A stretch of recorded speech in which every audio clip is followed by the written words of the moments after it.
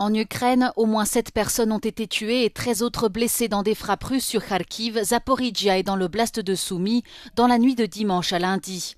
Les autorités locales affirment que de nombreuses victimes sont toujours coincées sous les décombres et préviennent que le bilan humain pourrait encore augmenter.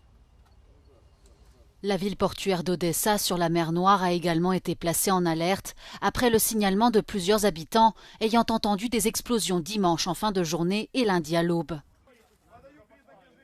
Selon l'armée de l'air ukrainienne, Moscou a tiré près de 140 drones et missiles balistiques. 88 ont été neutralisés, tandis que des impacts ont été enregistrés dans 25 localités dans l'est du pays, mais aussi dans la capitale, Kiev. Ces attaques surviennent quelques heures avant la rencontre cruciale entre Volodymyr Zelensky et Donald Trump à la Maison-Blanche. En rentrant d'Alaska, le président américain a avancé la piste d'une clause de sécurité collective inspirée de l'article 5 de l'OTAN, mais en dehors du cadre de l'Alliance atlantique considérée par Moscou comme une menace existentielle.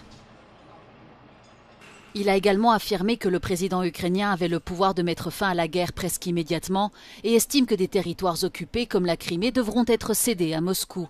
De son côté, Volodymyr Zelensky rejette toute concession territoriale. Plusieurs dirigeants européens, dont le chancelier allemand Friedrich Merz, le premier ministre britannique Keir Starmer, le président français Emmanuel Macron, ainsi que la présidente de la Commission européenne Ursula von der Leyen et le secrétaire général de l'OTAN Mark Rutte, prendront également part aux discussions.